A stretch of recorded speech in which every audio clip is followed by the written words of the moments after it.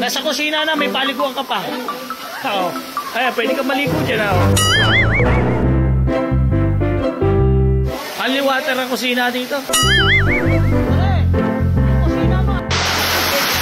Ano yan, ano yan, ano yan? Unlimited na tubig.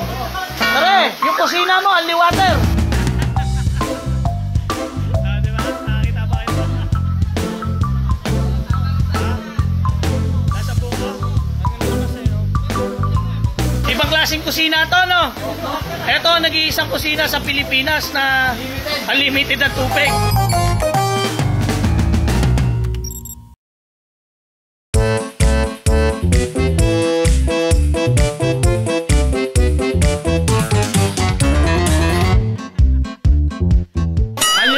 Kusina dito. Wow!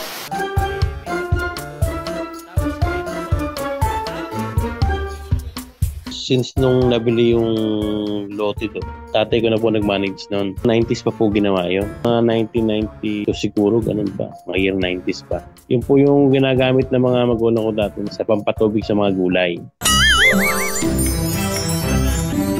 Katabi lang po namin yung ilog. Kaya nagpagawa ng balon, ngayon nagkaroon ng tubig. Naka-level yung tubig ng balon sa ilog. Pinalagyan namin ng motor na di kuryente para may aahon yung tubig papunta doon sa kusina.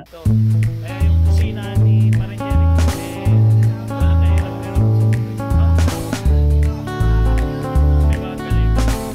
Parang unlimited ang tubig. Hindi nga problema, oh. Kumbaga, balong na ng ilog yun. Press na press from the ilog yun. Sa ilalim ng balon. Pinupuno daw yung tubig sa ilog.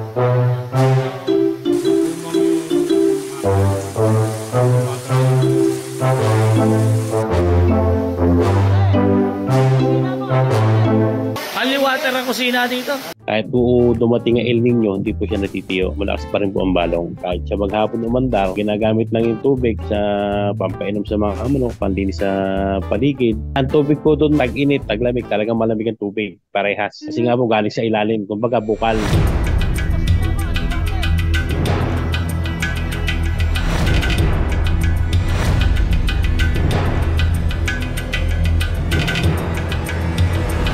Dito kami sa kusina na may only tubig.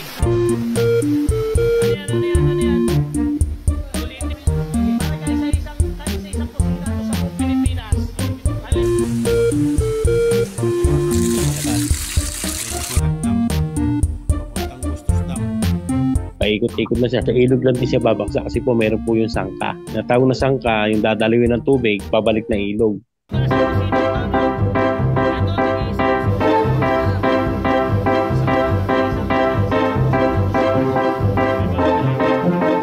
Pag time ng summer, may mga panahon mga picnic, kain sa farm. Pagkakain, sasabayan ng paliligo doon sa tosang. May hose pa kami na kinakabit doon sa may tubo na labasan ng tubig. Para yung tubig, meron doon sa kabila, meron sa tosang, meron sa labas. Ang liligo.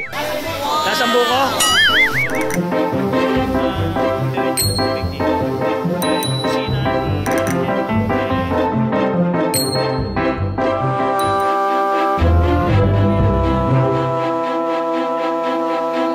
Ibang klaseng kusina to, no? Hindi nga problema, oh.